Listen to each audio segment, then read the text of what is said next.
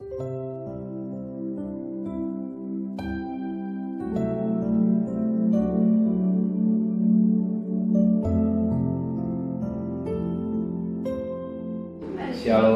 pagi bersama tundukkan kepala, pejamkan mata sejenak. Bapa yang bersemai dalam kerajaan surga, yang boleh kami kenali dalam nama Tuhan Yesus Kristus. Terima kasih Bapa buat pemeliharaan yang Kau berikan dalam hidup kami, keluarga kami, dan kami boleh bangun tubuh yang sehat. Maka sebelum kami mengadakan aktivitas lain, kami adakan mesbah keluarga, mesbah pribadi, kami boleh naikkan pujian penyembahan, dan kami rindu juga untuk mendengarkan renungan firman-Mu. Sekalipun singkat, firman menjadi berkat buat kami. Roh Kudus, lembutkan hati kami. Roh Kudus, sucikan hati dan pikiran kami, sehingga butir firman-Mu menjadi berkat buat kami. Haleluya, amin. Shalom, pagi.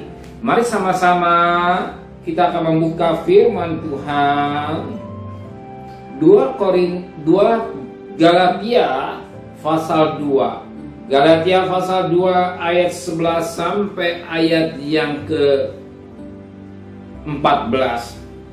Galatia pasal 2 ayat 11 sampai ayat 14. Paulus bertentangan dengan Petrus. Tapi waktu Kefas datang ke Antiokhia, aku berterang-terangan menentangnya, sebab ia salah. Karena sebelum beberapa orang dari kalangan Yahudi datang, ia makan sehidangan dengan saudara-saudari yang tidak bersunat. Tapi setelah mereka datang, ia mundurkan diri dan menjauhkan mereka karena takut akan saudara-saudara yang bersunat. Dan orang-orang Yahudi yang lain pun turut berakut munafik dengan dia, sehingga Barnabas sendiri turut terseret oleh kemunafikan mereka. Tapi waktu kulihat bahwa kelakuan mereka itu tidak sesuai dengan kebenaran Injil, aku berkata kepada Kefas di hadapan mereka semua, jika engkau seorang Yahudi hidup secara kafir dan bukan secara Yahudi, bagaimana engkau dapat memaksa saudara yang tidak bersunat untuk hidup secara Yahudi? Puji Tuhan, suatu mutiara yang indahnya tak penting. Kita perhatikan firman Tuhan. Manusia belum sempurna. Manusia belum sempurna. Sekalipun orang itu dipakai Tuhan secara luar biasa. Dan kita ingat Petrus, seorang hamba Allah, sekali bertobat 3.000 orang sekali berkhotbah 3.000 orang bertobat. Dan kedua kali 5.000 orang bertobat. Itu betapa hebat penyataan Tuhan, pemakaian Tuhan dalam Petrus.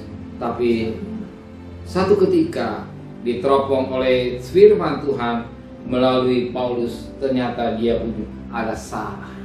Nah, sebagaimana firman Allah pada ayat 11, tetapi waktu Kefas atau Petrus datang ke Antiokhia, aku berterang-terangan menentangnya, sebab ia salah.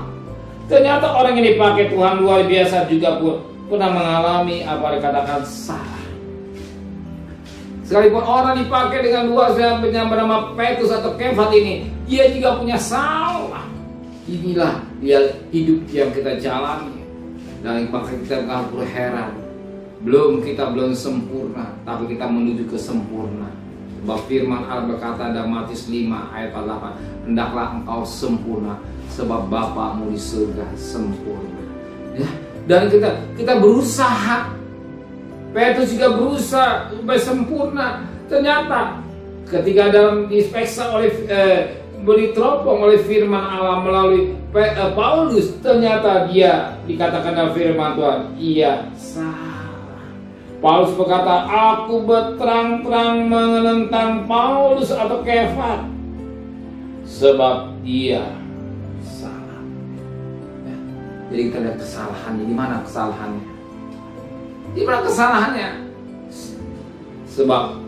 Di mana kesalahannya? Sebab firman Allah berkata pada ayat yang ke-14, tetapi waktu kulihat bahwa kelakuan mereka tidak sesuai dengan kebenaran Injil, aku berkata pada Kefas di hadapan mereka semua, Jika engkau seorang Yahudi hidup secara kafir dan bukan secara Yahudi, bagaimana engkau dapat memaksa saudara yang tidak bersunat untuk hidup secara Yahudi?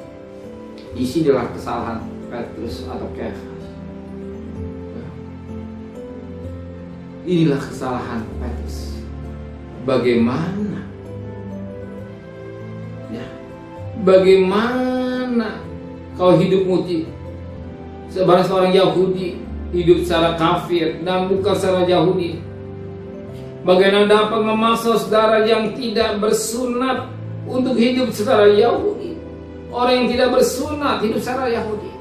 Ini kesalahan Petrus. Dan mungkin juga kita mengalami hidup, kita pikir benar, ternyata salah. Maka firman Allah berkata dalam Mazmur 119 ayat 105, firman pelita bagi kakiku dan suru jalan hidupku. Kita harus berjalan sesuai dengan firman Allah. Banyak kali yang bekerja pikiran kita pikir betul, ternyata salah. Maka kita perlu mengerti apa yang maunya Tuhan, apa yang maunya Roh Kudus, supaya kita tidak salah. Kalau pagi hari kalau mengadakan mesbah, keluarga mesbah pribadi, tidak salah. Kalau saudara mengadakan satu oh rugi saya kalau ibadah doa pagi, rugi saya mengadakan mesbah pagi. Tidak, sebab kita mengutamakan Tuhan, sesuatu yang tidak salah. Kita pikir salah, buang-buang waktu. Tidak, sebab kita utamakan Tuhan di segalanya. Ingat firman Tuhan, carilah kerajaan Allah dan kebenarannya. Bicara selebih, bicara hanya makan minum. Sedangkan makan minum dicari bangsa-bangsa yang kenal Allah. Tapi Bapa di surga tahu kebutuhan saudara. Kalau saudara mencari adakan mesbah, keluarga pribadi, nggak salah. Tidak membuang waktu, tidak membuang energi, tidak. Justru kita orang yang bahagia. Ya, kalau saudara mencari Tuhan, Tuhan juga tahu kebutuhan saudara. Amin. Dia sangat tahu, dia sangat peduli kebutuhan kita. Ingat pas memang Allah katakan waktu malam Tuhan sudah berikan rezeki. Berarti malam Tuhan siapkan malah rezeki kita. Kalau bukan rezeki kita, Tuhan tidak apa pun cari, ternyata no. Kalau kita rezeki kita semuanya akan indah. Ingat Yohanes 21, ketika murid-murid Tuhan menangkap ikan, dikatakan sepanjang malam dia tidak dapat ikan apapun. Dia berusaha, ternyata gagal. Di sini kan kunci rahasianya kembali pada Tuhan. Amin. Kalau saudara cari Tuhan, Tuhan juga tahu kebutuhan saudara. Amin. Terima kasih Bapa di surga. Biar kami mengutamakan Tuhan di atas segala-galanya. Jangan pikiran kami yang benar, tapi harus belajar sesuai dengan pikiran maunya Roh Kudus.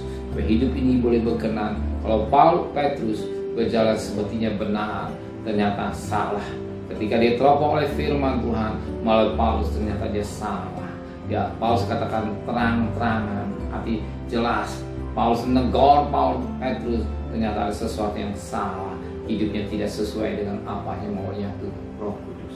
Terima kasih Bapa di surga. Sertai perjalanan kami bekerja, berdagang, sekolah, pergi dengan selamat, pulang dengan selamat, dan apa jadi kebutuhan kami cukupkan, dan kembalikan besok pagi tubuh yang sehat dengan tidak kurang satu apapun juga. Berkati Bapak Presiden, Wakil Presiden, para Menteri, para Gubernur, para Bupati, para Wali Kota, para Camat, para Lurah, para RW, para RT, para medis, para relawan, para TNI, para Polri. Mereka sebagai hamba-hamba Allah, hikmat yang dari surga Kau berikan. Memang berikan mereka takut pada Tuhan. Terima kasih Bapak, sedang kekasih. Terimalah berkat nikmat dari Allah Bapa, cinta kasih sayang dari Tuhan Yesus Kristus, dan berkat Roh Kudus nyertai saudara mulai hari ini sampai Maranatha Tuhan datang. Yang cinta Dia katakan amin. Tuhan memberkatinya.